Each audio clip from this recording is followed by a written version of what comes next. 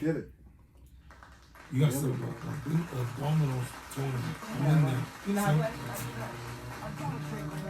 Yeah, it's in your blood.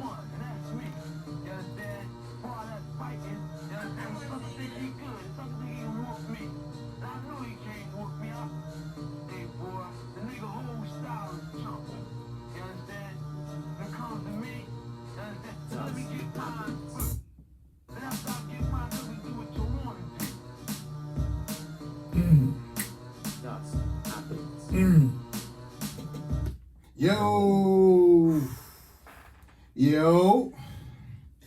What number is this? And yeah, by the way, world, what's up? This is episode 29, by the way. I like it. Wow. It's 29. Yo, it's your boy Big H, Silverback Chronicles podcast. Got my brother Dre. What it is, good okay. Okay. My boy Triple C. Yo. What's good, baby? Maintaining and chilling, bro. That's it. Dre, how's your week, bro? What's going on? Not bad. I can't complain. God is good. Everything good? Yeah, can't complain. Everybody healthy. Everybody's healthy. The team is good. Word. My fellow co-workers are good. Right. We're good. Listen. Complain. Any day we wake up, it's a good day. Everything is good. I want to give a special shout out to my baby girl. Well, my second oldest, she turned 5 today. Happy birthday. Anabella. Cumpleaños. Cumpleaños feliz. Daddy love you, baby. 5, yo, 5? 5, bro. Time flies, bro. 5, 9, and 3. I remember when she was first born. Word. Blessing. But blessing. Thank you, Lord. Another day. Let's keep this thing going. But what we got, Triple C, what we starting off with? Sponsors? Sponsors. All right. Everybody, please, Stopbox USA. All right? Phenomenal storage for your firearms, your pistols. Put that away.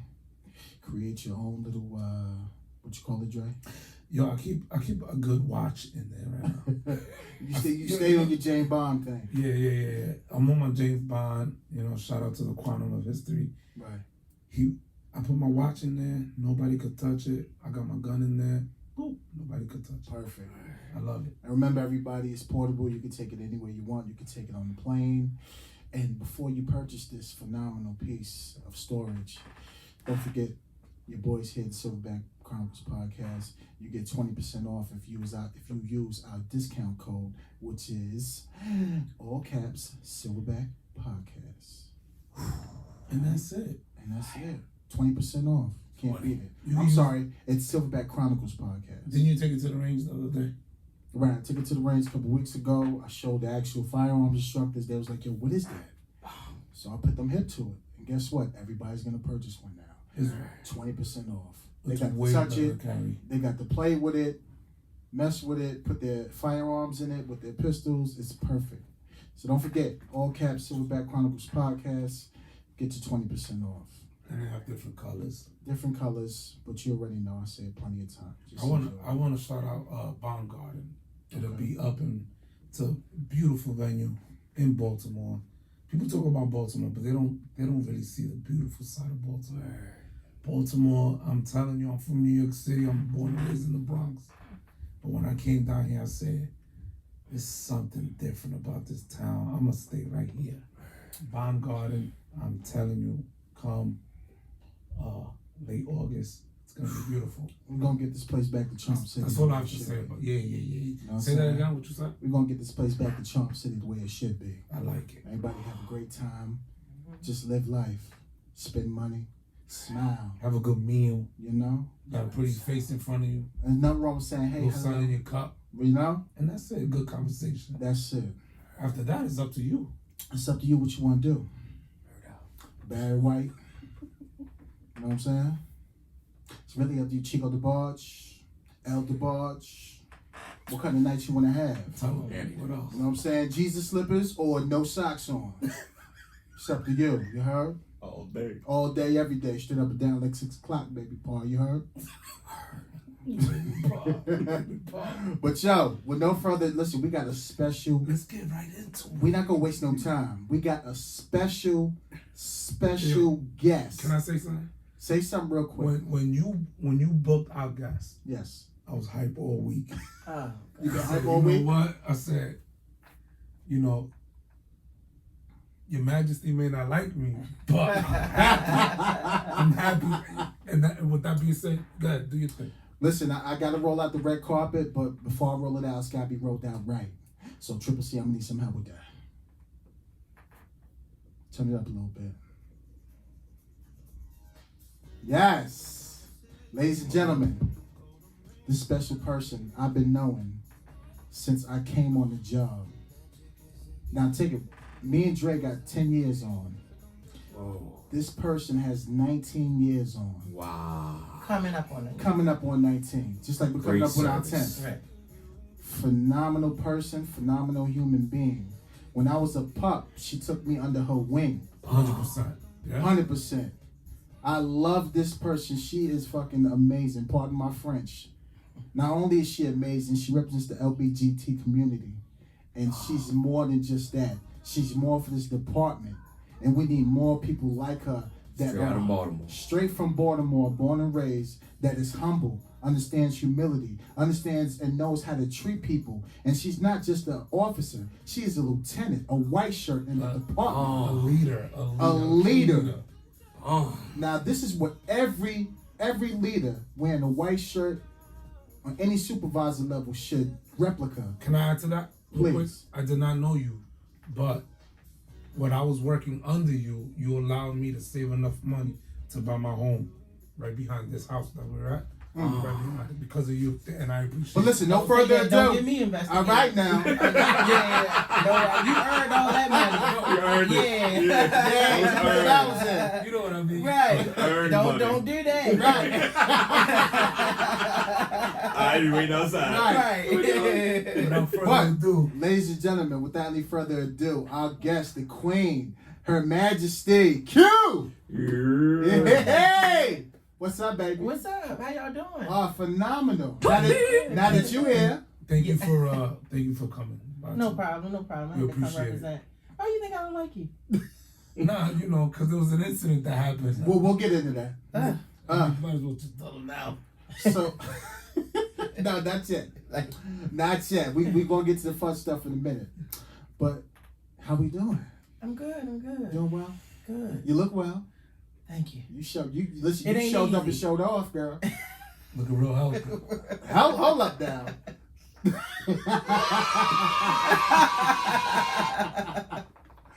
But how many years now on the job? I have 19 completed January 30th. January 30th. Wow, that's amazing. Yeah.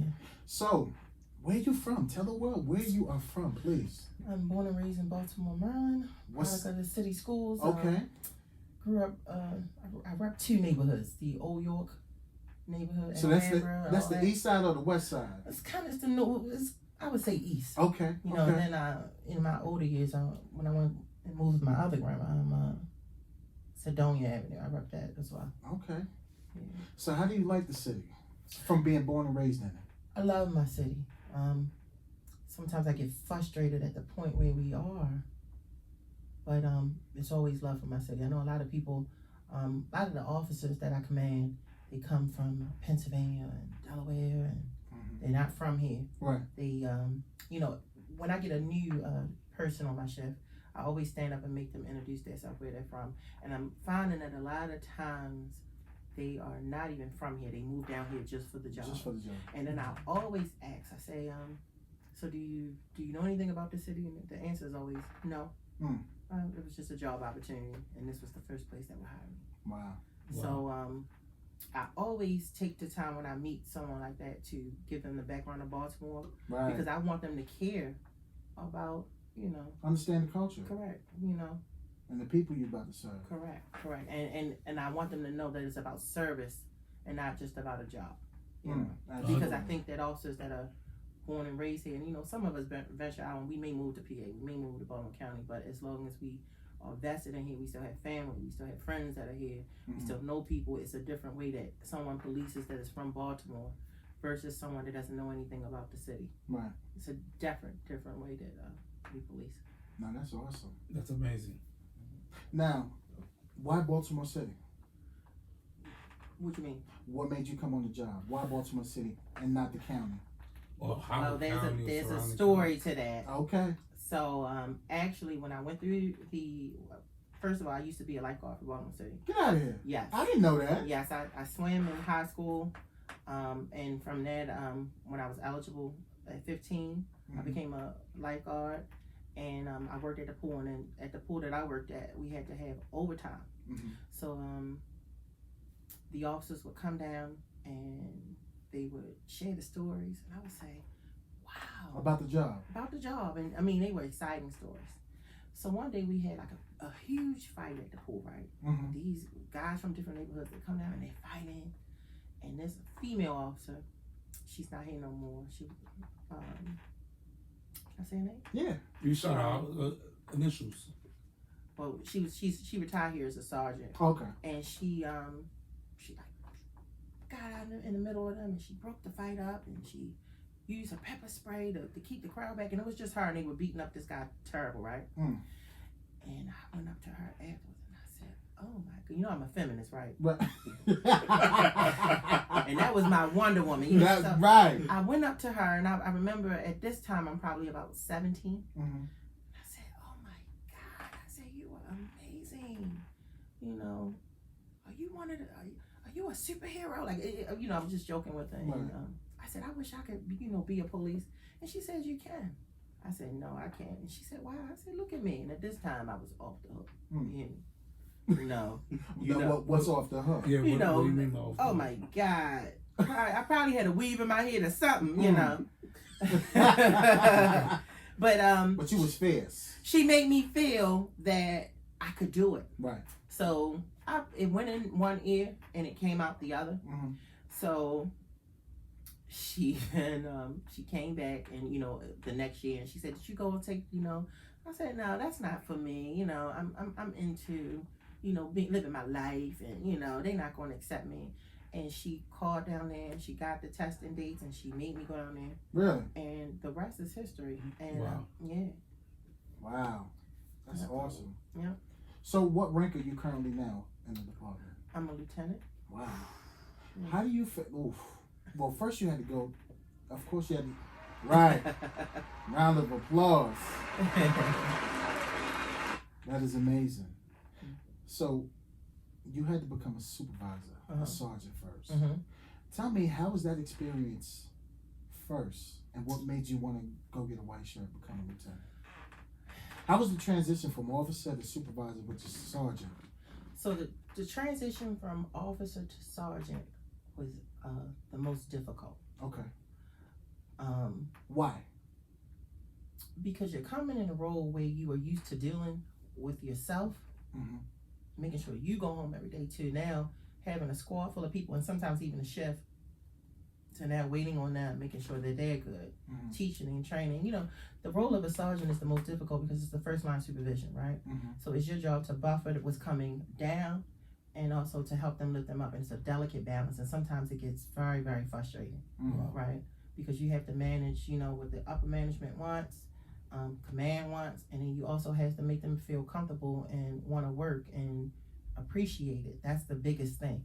So the sergeant was the hardest transitional period for me. But once I got in and I got to know my people, I'm a people person, right? You know, when I first meet someone, I'm filling them out, but eventually as time goes on, I open up, they open up to me, and we get cool. And then, you know, I was just very, very nervous, because I'm like, oh my God, like, you know, what are they going to think of me?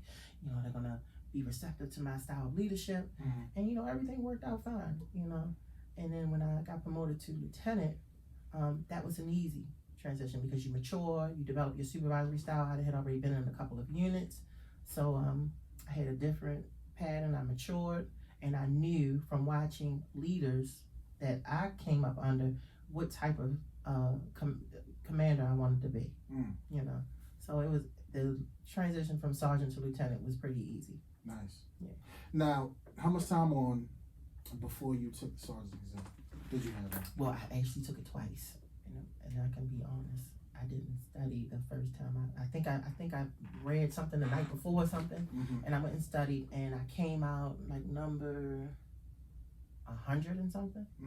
And my mindset was, if I didn't study and I didn't put my all into it, the next time, if I did, I'll be fine. So when there was one person who, she really stuck with me, you know, because a lot of people don't want to see you make it, you know.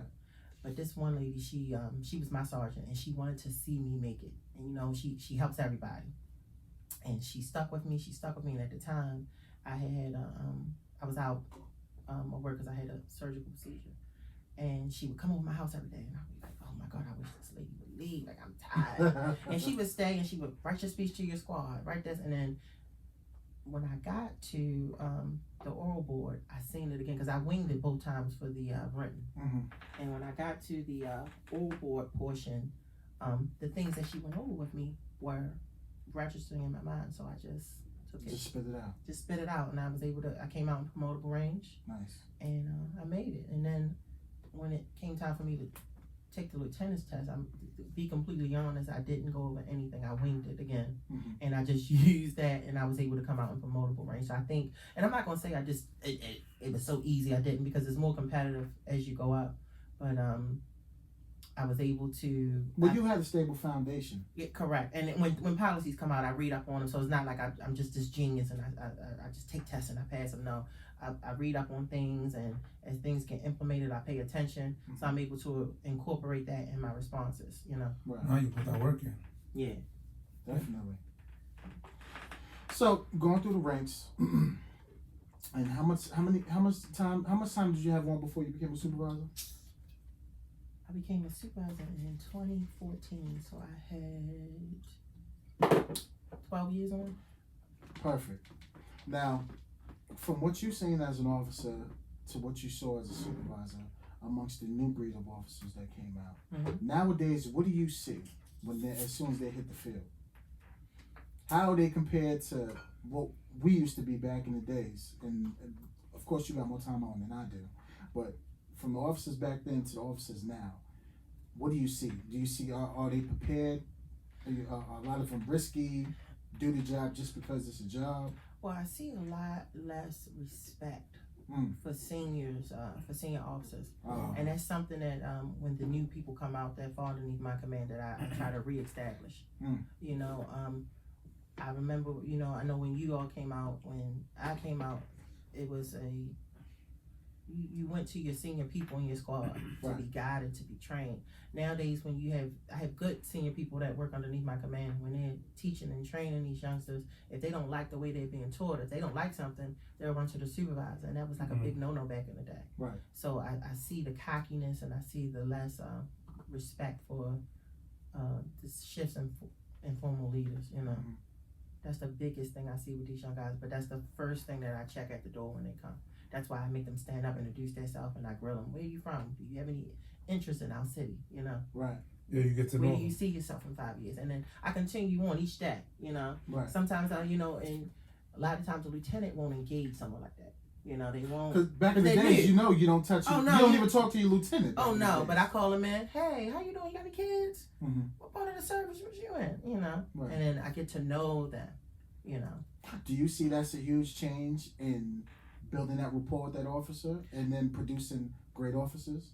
Oh, definitely, to get to know them, to know them, because you get to know what they're thinking, and you get to know their insight, and you get to know if it's the correct insight, if it's a good vision for the city, it's a good vision for the district that you're working, it's a good vision for the sector that you're going to place them in, and then if it's not a good vision, then you have the chance to enlighten them, correct them, put them with someone that shares the same views that I have. At that point, we have to recognize that that's the point that we have to shape and mold them, right? And give them the right training, because if not, you're going to have that person working beside you that, again, just collecting a check and doesn't have any interest in the citizens of Baltimore. Right. That's an amazing point. Yeah. Absolutely. That's perfect. Yeah. So coming on 19 years, where do you see yourself 5 years from now? How much time do you want to give? I don't know. You don't know? If I can be honest, I wake up. LT, let me ask you a question. Are you starting with fun? Yes, I think when I elevated up, it kind of rejuvenated you a little bit. Yeah. And sometimes I wake up and I say, you know what, at 25 I'm going to call in, and sometimes I wake up and I say, you know what, I think I can do 30. Right. You know, it depends on what mood I am. You know, what BS I'm going to deal with. You know what I mean? That day, what upper command is getting on my nerves that day. But I know you, off air you were saying you have a great group. You got a great shift. Got a great shift. I got a great group That's of awesome. officers. And I use something on my shift called in-house discipline, right? I feel like that 90% of the problems that are coming through my shift has to stop with me, right? And I use other methods of discipline. Like everything is not, and I had to learn that, right? Everything is not blue team, right? Yeah, I have to write it, and blue team is, to formally discipline someone, it becomes a part of their permanent record. So, my technique is to use informal punishment. You come in late, you don't get a car, you can walk foot. You know what I mean? Right.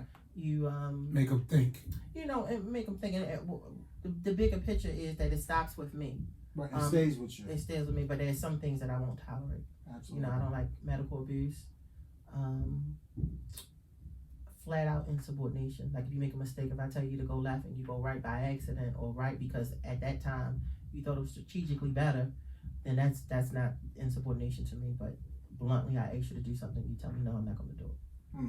That's something I won't tolerate. Right. The lateness. Because we do operate in a paramilitary organization. Correct. So that makes sense. Those are just a couple of the things that I will formally penalize you for. But other than that, I do in-house discipline. I think that's the best way to do it. Right. Stay on them. Then they don't like it, but they rather have that than to keep running down to internal affairs, giving a statement. You know what I mean? You know what I'm saying? Yeah. Right. Absolutely. Like do you take care of your shit? Like how do you take care of your shit? Oh my God, I do. They are very expensive. Really? Yeah, they are. I always do something for them for the holiday time, for Christmas. Okay. For my mothers, we only have 3. I take care of my female officers. There you go. We only have 3, and they're all mothers. So for Mother's Day, I gave them nice Mother's Day baskets. For Father's Day, which is too many of the guys. Yeah, it's a whole lot of them. Yeah, and I did a nice cookout for them. And when I say cookout, it ain't just your traditional hot dogs, hamburgers. We were frying fish out there. And I do little things like that to show my appreciation because they do so much and they endure so much. We work. The district that I work in is one of the most violent. Not even in the city, but on the East Coast. Wow. So these guys are the ones that are going out, handling calls for service, being on the front line. And when you hear about the pandemic and the health crisis, you think of the nurses, the doctors, and the paramedics. You very rarely hear people say police. Right. And most of the time, these officers are coming in contact with that. So through all of the crisis that we have been through, police are the forefront. They're the first line of government here, and these guys in this Western District work their behinds off, and I see it firsthand. So if it comes up, I don't mind spending the extra money or doing what I need to do to make sure that they feel appreciated. Little things that count. When it's very hot outside, I'll go out to Walmart and get water and Gatorade and put it in the cooler for them, and they can just come in the station as time goes on for that day and just drink. There's little things that I do. Absolutely. Yeah, that they appreciate. Sometimes I don't think they appreciate it. And no. I tell you, like as a soldier, like when your supervisor is doing something like that, you ready to go to war for them. Yeah, absolutely. Because every supervisor I've ever had on the east side of things, they did the same thing, and I'm like, they could call me right now, and I'm ready to go. Well, yeah, I think they'll miss me if I was to leave. I know they would. I know, because I know how you give it up. Oh, really?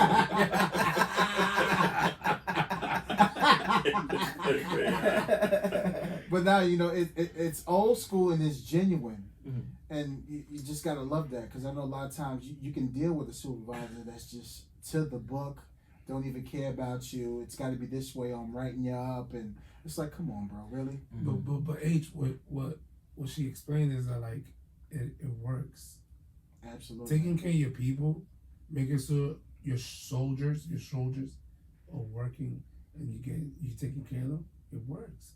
You're gonna get that right back. Absolutely. And that's amazing. And holding them accountable as well. Got to. Oh yeah. Not accepting mediocrity. You know what I mean? You have to, and because they represent you. You have to, and that's the delicate balance. People want order. Let's be, even when it's their turn to get a slice of the pie, they want order. So everything is always not peaches and cream with me. Some days when you mess up, I'm going to let you know, and you're going to be dealt with accordingly. But it's all love. Oh, it's definitely all love. The person that holds you accountable for your behavior definitely cares about you more than someone who just lets you get away. Because at the end of the day, when I leave, wherever the journey, my journey in leadership takes me, I want to develop a pattern of self-management. I teach my guys this every day. I say it in roll call every day. If you know the pet peeves, if you manage yourself, and then I won't have to say anything. Right. And they know them, and it's basic fundamentals of policing.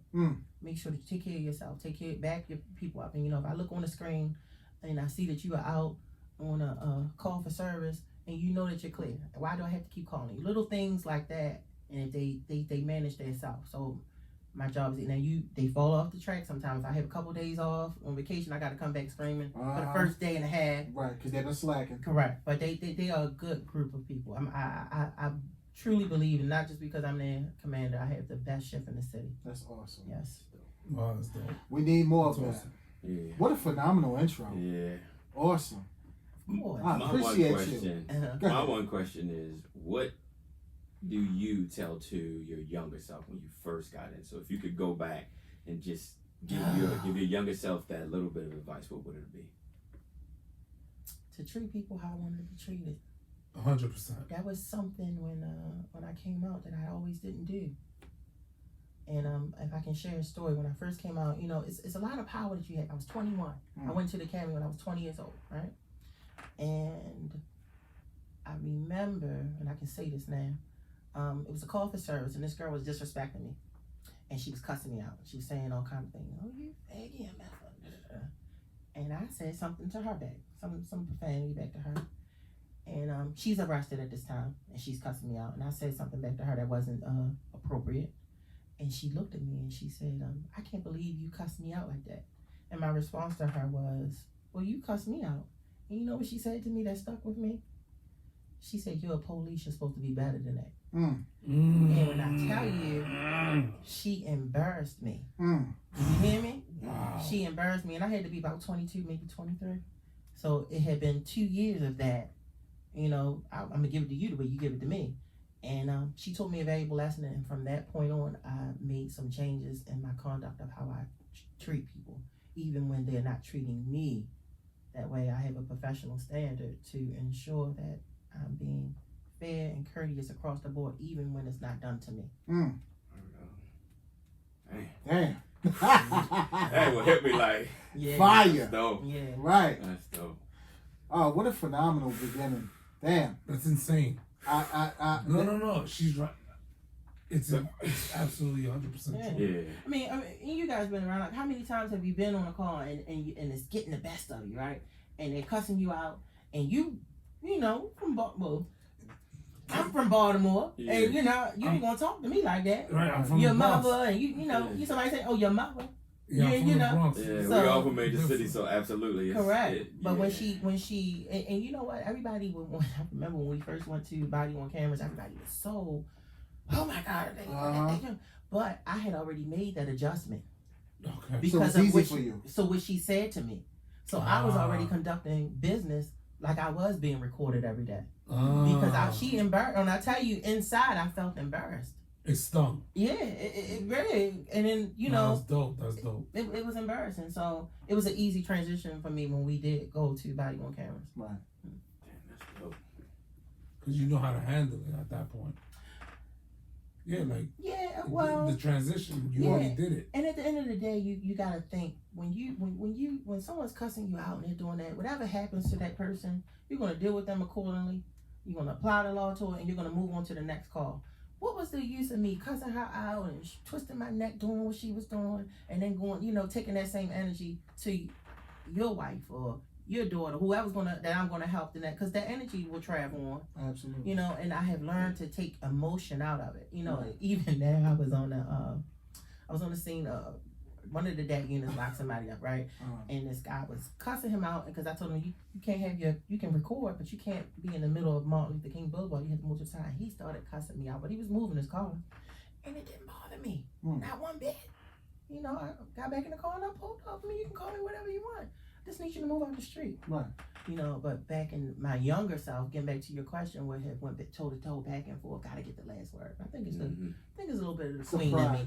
Yeah, the neck roll, Right, we gotta get the last word. We right, Absolutely, right. That's the Baltimore thing. That's how I'm with you, because when I was a commissioner, it was the same way. Right. And I was young in there, just a a young pup in there, 21 years old, and you couldn't tell me I was as South Baltimore as I was. Somebody say something to me, I'm like, boy, you better check who I. You know what I'm saying? You're going back. I'm just like, what are you doing in a suit and a tie, bro? Like you work too hard to. So I feel you. That was deep. Right. No, that's dope. Shout out to my buddy over there on the DAT team. You said DAT team. Mm-hmm. My buddy Shelly over there. Yeah, I like Shelly. That's dope. Okay. All right, Triple C, what we got? Blocks to badges. Blocks to badges. Blocks to badges. Blocks to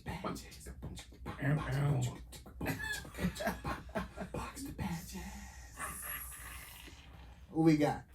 We got one from BSC, the Full Send Motor.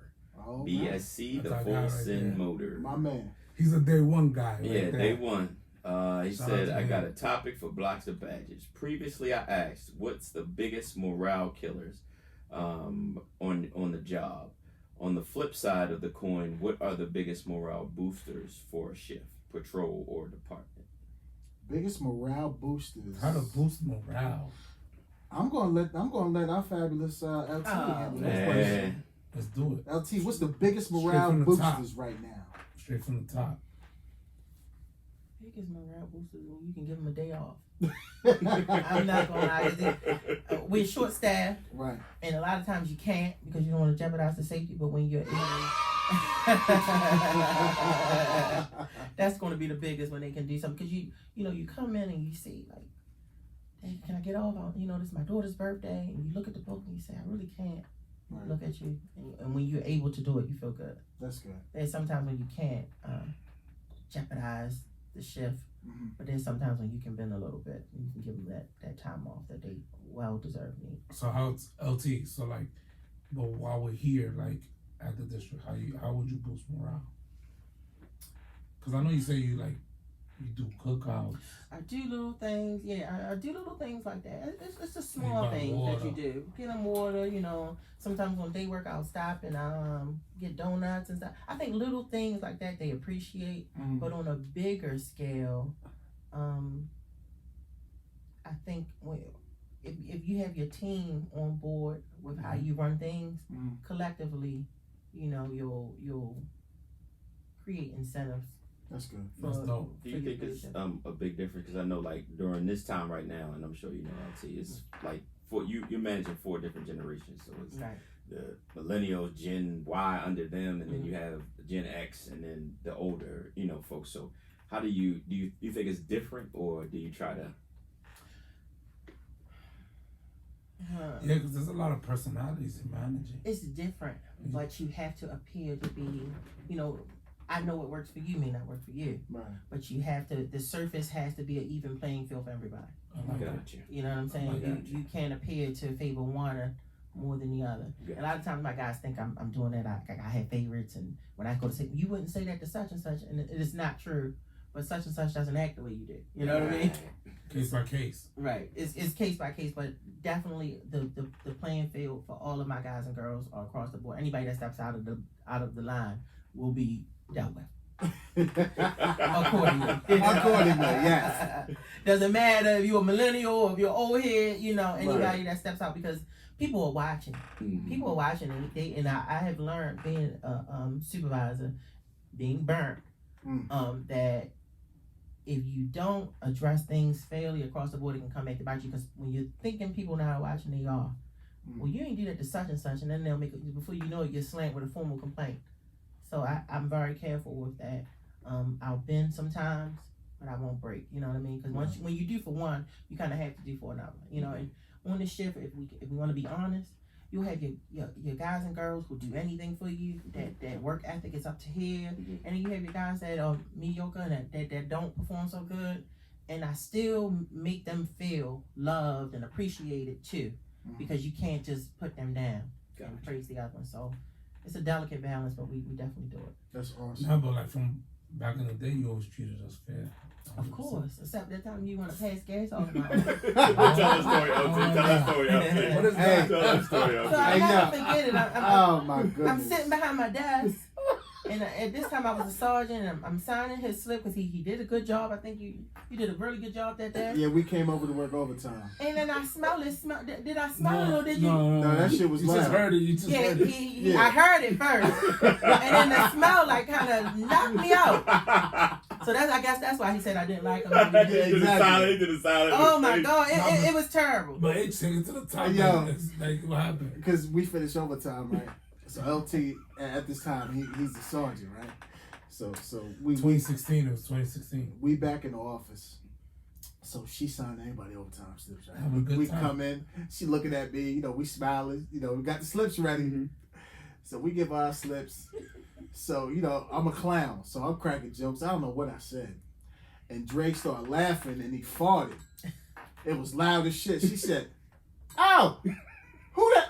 And she looked at him. "Did you fart? Oh, get him out of here." I lost it. Yo, he couldn't hold it in. He got red in his face. He was laughing so hard.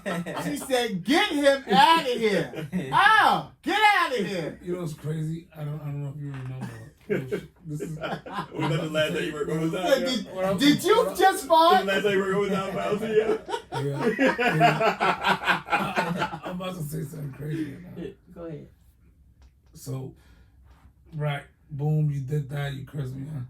He said, you say, you know how you drive a Chevy. I said what? What did I say? She said, you nasty motherfucker. You look like you drive a Chevy. And at the time, guess what? He drove a Chevy. Oh, God. I didn't say that,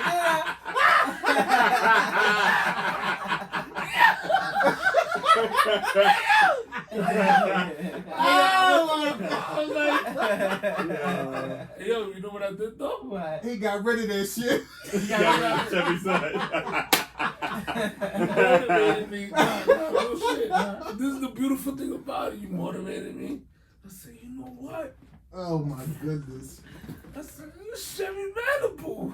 You damn sure had that I blue said, Malibu. I'm gonna go get that GSF. Right. And that's what happened. He No, was but out I of there. thank you for that. I really Oh, did. okay. Like, big upgrade.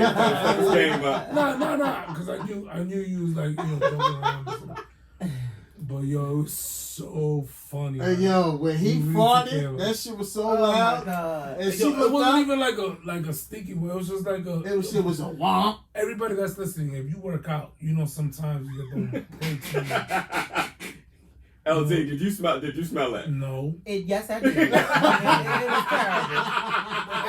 Yeah, it was terrible. Sprayed me with air Yeah, I freshener. sprayed with air pressure and everything. And kicked him out. Get Yeah, out who of here. does that? Right. Who just does it? It was And then he laughed. He thought it was the funniest thing. because I was still laughing because of what Quentin said. Oh my But you know what, goodness. Triple C? Like, I haven't seen it since that day.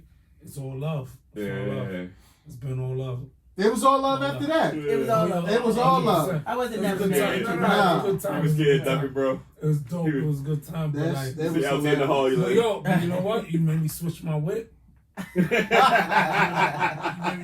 got rid of that Chevy. I stepped my game up after that. All right, Triple C, what else we got? we got one from Eric Lopez 180. My man, Elo. So the question is, why don't the good cops stand up against the bad ones and do the right thing? E. Lopez, shout out to him. He's been day one all day. Word. Mad support, mad love, but he want to know what it is, so tell him. I mean, it doesn't apply to us because we don't play around none of that nonsense.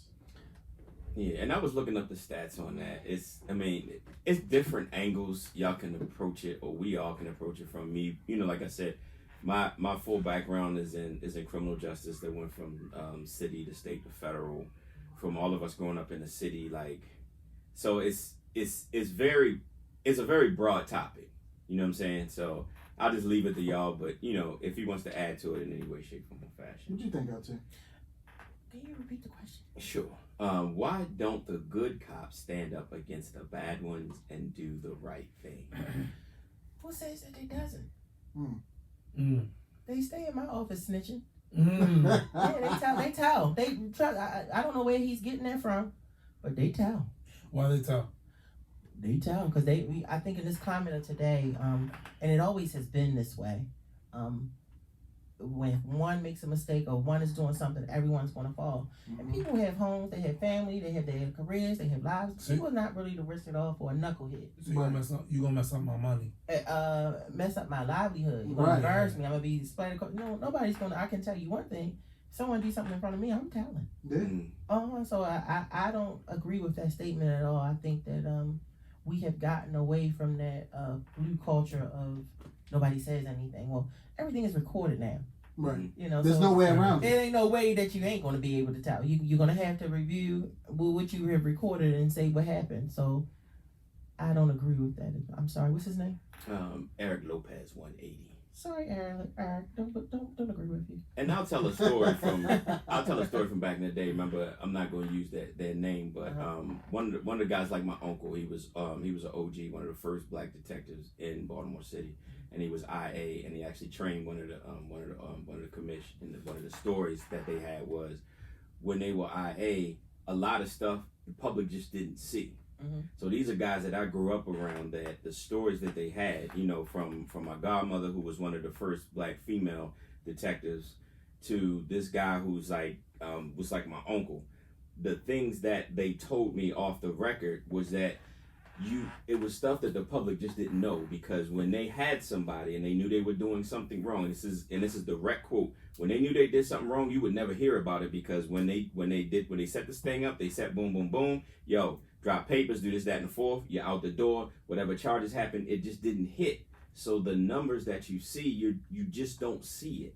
So if you don't see it, that means that they're doing an amazing job. It's just the ones that slip through the cracks are the ones that you just so happen to see.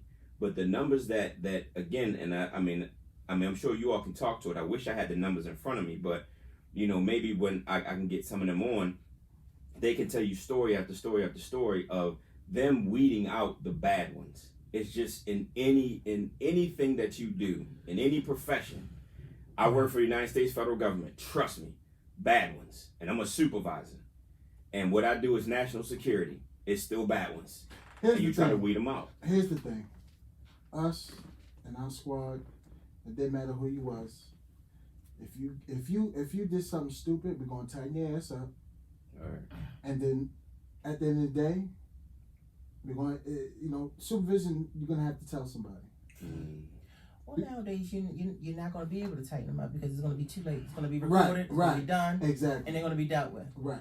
But I will tell you this, the officers that are coming out now are better trained than, because they're trained in the body-worn camera era, where, when I came out, we didn't have that. We didn't even have cell phone recording, so a lot of things were, wasn't done correctly. Came out the flip phone era. Correct. Okay. So, I will say that the newer generation of officers are aware of the camera and aware that you should be acting like that with or without the camera. I really like the body-worn camera. Absolutely. It shows the real perspective of what's going on, and it shows, I just really like it. It protects the officer a lot of times. It really does. Yeah. Yeah. It protects the officer a lot of times, and it gives a clear lens of what's going on. No one's opinion, no one's perception, no one officer just writing on you saying this is what happened and we have to believe it. The body-worn camera shows the truth. It's a very effective tool when it comes to transparency. In our agency, it was a very good move on behalf of the department to do that. Awesome. All right, Triple C, what else? We are into Silverback news. What we got? So we got Portland's mayor was tear gassed by federal agents as protest rages. The mayor. Yeah. Mayor Ted Wheeler. By his own police or the federal agents? By the federal agents. Okay. Mayor Ted Wheeler has opposed U.S. agents' presence, but has faced criticism for not reining in local police who used tear gas. Portland mayor was tear gassed by U.S. government agents late Wednesday as he stood outside a federal courthouse during another night of protests against the presence of agents dispatched by the president to quell the city's ongoing unrest. My question is, are you not really for or against it, but how do you feel about it if it were applied, or, if you can speak to anything that happened when when if anything happened as far as tear gas was applied by any federal agency? I heard about it on the news. I didn't see it, so I don't want to speak on it because I don't know. I'll speak on the riots that we had here. Right. But Okay. on my own. Yeah, that's perfect. That's perfect. Yeah, because one thing I don't want to do is they call it. I'm not a Monday morning. Is it Monday Quarterback. night? Quarterback? Yeah, no, you're right. Monday night quarterback. Monday night or Monday morning? Monday night quarterback. Yeah. I'm sorry. I usually be Monday in morning. the mall when football's on.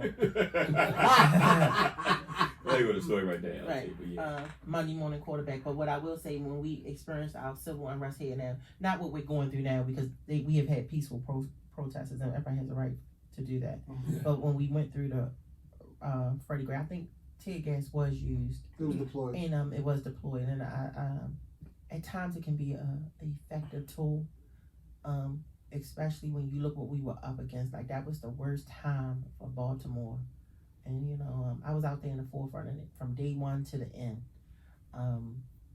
Definitely. So I do think that we need those tools when we have to engage people who are acting in a manner that is not safe for the community or for the officers that serve the community.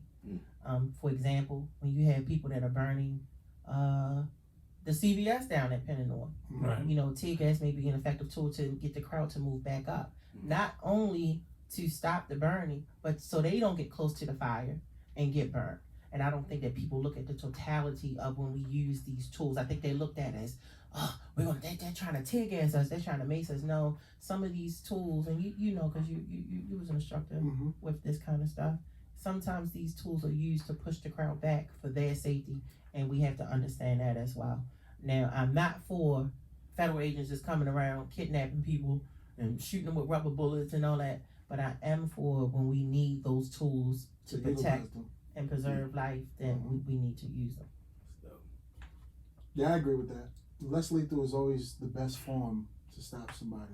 It's a preservation of life tool. You know It's huge, and it does serve a purpose, because you'd rather have that than having to go to last resort, but you're using your firearm. Correct. Because there's more liability that comes with that, and at the end of the day, it's going to create just a bad situation overall. Because because if you do that, the news and everybody else is going to Monday morning quarterback. Well, why did you have to use your firearm to do that? Why couldn't you do this? Why couldn't you utilize your less lethal? Don't I know? How about that? Don't you have pepper balls? Don't you have this? Don't you have that? Right. And that's what I was going to say, that to add to what you all were saying. I mean, and I'm sure you all know, our U.S. military are trained very different than what you all are. You all are trained in people. 99% of police officers are trained in people. So I hear what people are saying, but trust me, from being around police officers, it is a big difference from being around a day-to-day police officer than being around a day-to-day Marine, a day-to-day Navy, Air Force, or Army officer. They are trained, and not just officers, but also, I'm sorry, Well, it's a different group of work too. Yes. When you're dealing with the military, they are defending a nation, and they are taught to use force, and we are too. But we're also taught in de-escalation. And I'm not sure if that's their goal. They're not trying to community police and bring people together and keep the peace. I mean, they may be, but they usually use to show force. Yes. So it's two different jobs. 100%. Yeah. According to what LT said, here based us, we're taught to deal with the community and nurture the community. They deal with the enemy. The community is not the enemy. Right. We're here to service the community. The community needs to realize and understand that we're also not the enemy. That we're here to help. And what I realize is that we have a lot of good people in our community, even in our most dangerous low poverty communities. We have a lot of good people. I'm talking about one of my officers were hurt, and the community would come out, get him a towel, do this, prop his head up, until our officers get there, get the radio, and they would yell on the radio. And I always tell my guys and girls, be careful how you treat people and how you talk to people. Because you might need them. Because my grandmother used to say this all the time, you never know who's going to need to hang you a glass of water before this thing is over with. And that's powerful. Yeah. Hell yeah. That's powerful. Very, very, very, very, very powerful. Because that person can be will be there, you know. In time of need. In time of need. I remember being on scene years ago as an officer, and I was in the Western District, and we were dealing with chasing someone, and the officer had fell and hurt his leg. I think he broke his leg. And the lady came out of her house, and she said, I'm a nurse. And I was saying, get back. And she said, no, you need to elevate his leg, and and she really helped. And when we got to the hospital, the doctor said she really helped to save his limb. Oh, wow. Whatever she did, I can't remember the exact, because it's been a long time, but some of these people are good people, and they really care. A majority of the people are good people in the community, and they want to see good. People don't want to walk outside and see drugs being dealt on their corners. No, nobody wants to be around that. And I don't care how many times people, and they're afraid to say something, but I have private conversations. People don't want that. Right. Young, old, any decent person in the community don't want that. That is true. Yeah. Oh, such a beautiful time, man. How do you feel about all this going on now? The Black Lives Matter, the movement. I'm for it personally. I agree 100% with it. What I don't like is the destruction. I'm torn in between the two. Because this is a touchy topic, and we gotta be careful how we address it, right? Right. So being black, I would be foolish to sit here and tell you that some of the concerns are not valid. Right. Right? Being a police officer, I see my people destroy their communities daily. Right. I see, if you looked at statistical data, right? How many, with the 300 and plus homicides that we get every year for the last, 5 years? 5 years at least. If you broke down the numbers, and I don't have them, so I'm not going to quote them, but if you broke down the numbers of white on white violence, or anytime a white man has killed a black man, and then you do black on black, it's not going to come close. I bet you out of them 300 and plus murders, there may be 10 involving white on white, or white killing the black. So, and we're selling drugs in our own community. I remember a couple of weeks ago, I was up at the Northern Penn area, and this guy walks out of the carryout, and he ate his food, and he threw his trash right in the gutter, right? It reminds you, when you look up there, the gutter is so packed that if it was to rain, the gutter wouldn't even what's it called? It's not the sewer. Like an overflow. Yeah, it would be an overflow. It would be a flood. So I said to him, excuse me, pick that up. Why? It's trash there. I said, where you live at? He said, I live across there. I said, you live here. I don't. This is your community. And he started dialoguing with me, right? Well, before you know it, he went out and got a broom, and he cleaned up the whole thing. Wow. And somebody said, well, why you do that? He said, because when you told me you live here, I don't. That struck a chord with me. Right. And he, and it was true though. And that's what I mean with destroying our own community. The violence has to stop. It has to get better. So I'm torn in the middle with the Black Lives Movement. I would love to see, instead of a white police officer killing someone in another state, and then we come together and they want to destroy the city and yell in our faces, I would love to see that energy translated into building up the community and stopping and working with the good officers of this city that protect and serve to reduce crime. Right. Because if they can come together and do that, we would be good. And then I'm also torn because I also have seen, some injustices on our side that need to be addressed. So I'm torn, split between the middle. I could definitely see that, because unfortunately, with every department, there's gonna be bad and rotten apples. You know what I mean? Which puts the black cloud on that. Oh my God! And we can't get out of it. When I came on, it wasn't the GTTF. It was the King and Mary. And I think with each, and then there was a sergeant that was selling drugs on a parking lot up at the Northwest. And then the GTF came in, and that's when it really got out of control with the displacement and the distrust in the police. Right. And if you look at them 6, they have transformed the public trust. Absolutely. So that was really bad. And then, you know, it just keeps going. With each scandal, it gets worse. And then you look at the 2 that we're dealing with now, and I don't want to bring them up because they're active. Right. But it's just not. It's just not a good look. Right. And I do get it. But when you look at these couple of incidents, it overshadows the good work that my men and women out there do. Absolutely. Every day that I see. You know, for instance, a car flips over, and one of my female officers pulls out a child.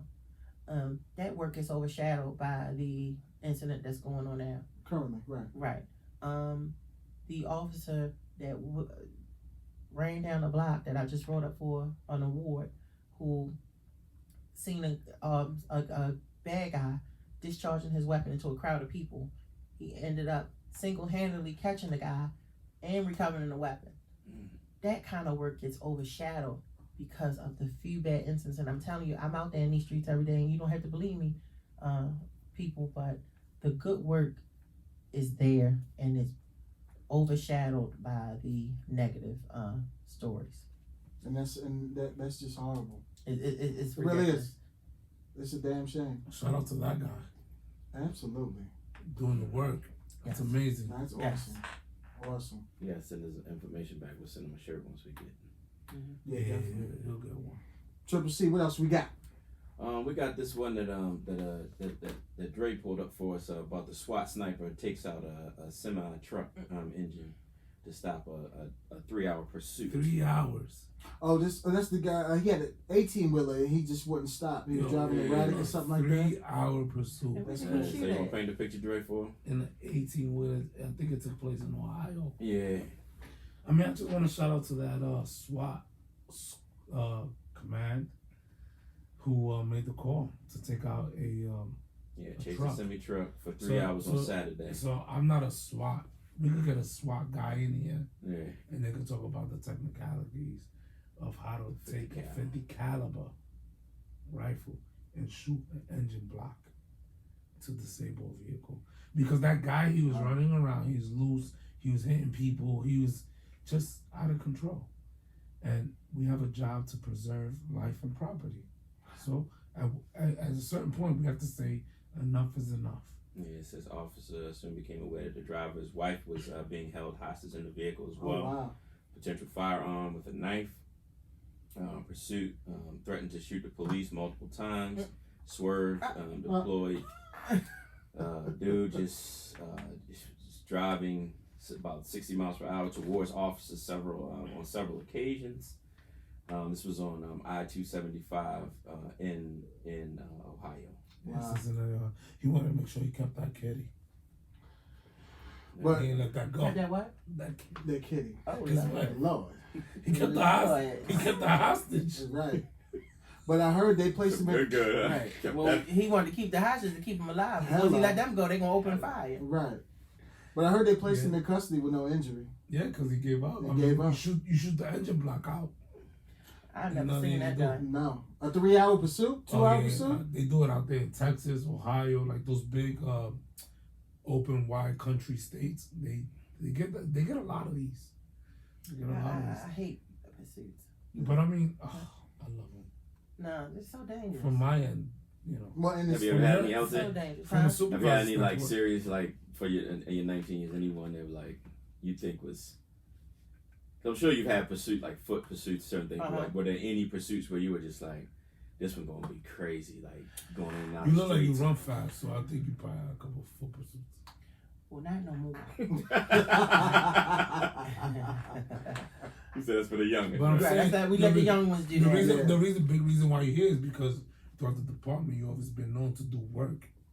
Oh You yeah, gotta put your work in. I do my job. And, you know, in each level, your job changes. So I ain't out there running up and down. But don't get it twisted. I can.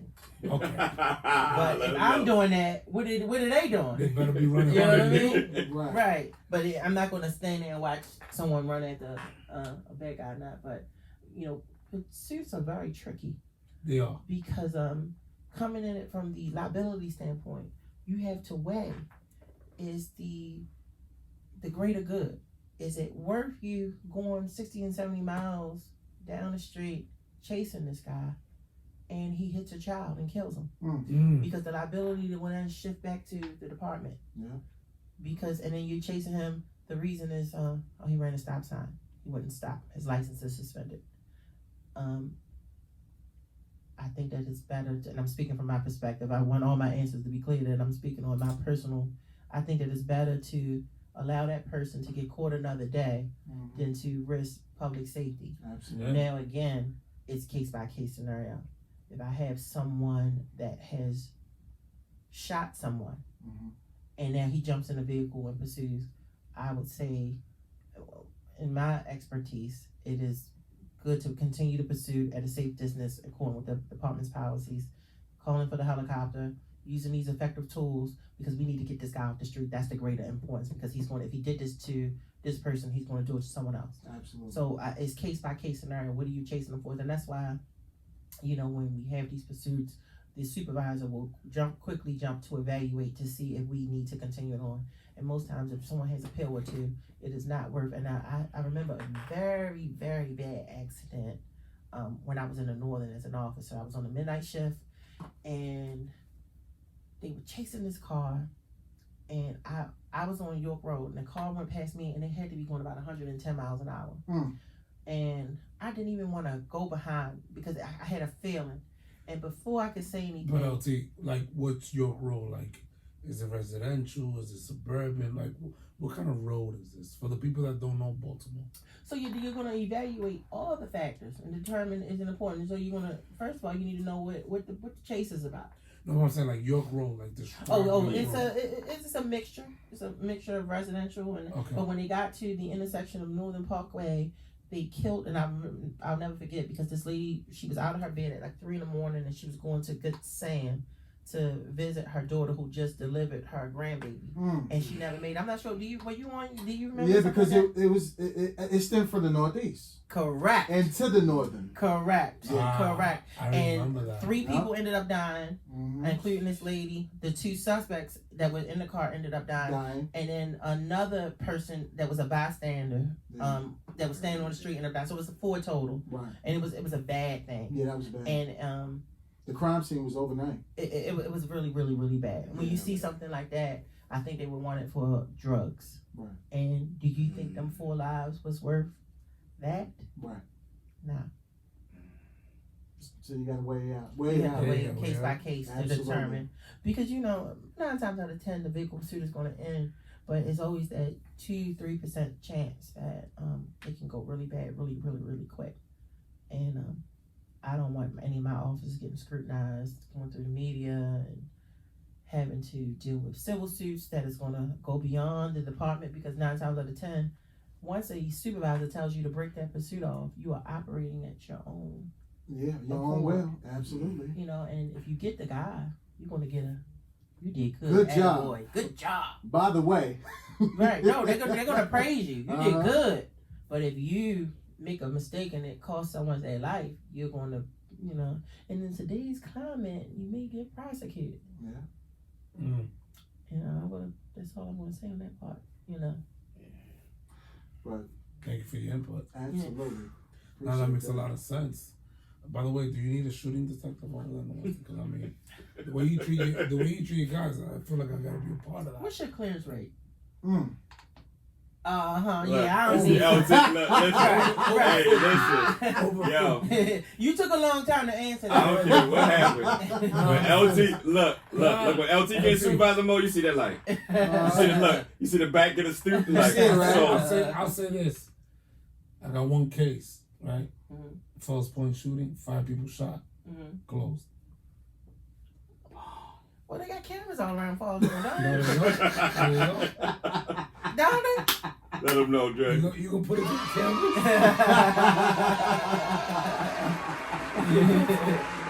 camera? You should have a suspect. Now you got amazing detectives over there in the Western. Yeah, they're a good group. They're great good people. I work with them. Great good people. Awesome. But listen, everybody, this is episode 29. We did it. We did it. You got something to say? No, thank you all for having me. No. We I want to appreciate thank you for coming out because listen, I was tracking you down every 2 weeks. You was avoiding me. I don't know. You was avoiding me. I thought I had to pull up on you on the west. You could have pulled up. Oh, I would have been there. I know that's right. I would have been there. Answer the door, baby. Shout out your shift. You know what I mean? Yeah, 194. Love y'all. Absolutely. 194. 194. That's the code. 194. That's the I like locator. I grew up on 103rd. That's dope. One- I don't mean I always relate things to back to the Bronx. Oh, From man. 193 and 190. But now, phenomenal episode. Listen, ladies and gentlemen, episode 29. I want to give a special shout out to our lovely Her Majesty Q for coming in. And I want to thank you. What's your Thank Instagram? you. Yeah, let the world know what's your Instagram. What's your Instagram? My Instagram is Her Majesty 55. 55. Holla. Holla. Yes. Holla back, baby. I said, say no more. But world, it's your boys here, the Silverback Chronicles podcast. We appreciate We you. thank y'all. I appreciate the guidance from LT. Q is the best. I'm telling you, we need all our leaders to replicate what she does day in and day out because it goes so far in how she takes care of her staff. And it's tough doing this job. But what makes it easier is having leadership that know what you're going through Yeah, pure leadership. and care about you genuinely. 100%.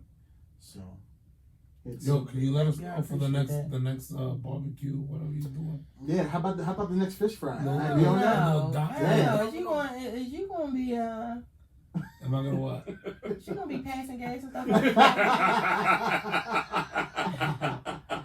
No, on a serious note, I want to give a shout out to Dispatcher 43 in the shower. I went to visit her today. She lost her son in a terrible car accident. Oh wow. Thank you for what you do, and I appreciate you. Love you. Just give a shout out. I know you're going through a lot. Yeah. We appreciate you. Rest in peace. Appreciate you. I'm gonna shout out and Mayo148 on Instagram. My guy. Who's that? He's been listening since day one. He's a firefighter. He decided to become a cop. Oh what? Yeah. That's what's up. Yeah, he's like, yo, I want to do this. That's perfect. Also, I do want to give a shout out to my man Vernon. Ooh. I got to give a shout out to Vernon my in man. Northeast? Yes. He's about to get promoted, right? I think he's on the list. I'm Oh, not sure. I think he's Well he's up there. deserved. Well Yeah. deserved. But Vernon, he did our photo shoot. So he's on Instagram. It's VS Davis Photography. That's on Instagram. Everybody check him out. He's an amazing photographer, an amazing detective here in the city. And whoever's at Baltimore City, if you want to know, yes, it was at the Bygone. Go to Yes, the it was. Bygone. Go to the Bygone. Go to the Bygone. I appreciate everybody. And Was that 29th floor? 28th floor. 28th, I'm sorry. Amazing. Go there. The scenery is flawless. But yeah, it's episode 29. We're not gonna hold you up. Ladies and gentlemen, we love you. Take care, be safe, enjoy your weekend. We'll see you next week. Peace. Peace out. Peace. Nice. This is really nice. LT killed that shit. Then I really- Let's What? go. Nah. The liquor was getting to me. I love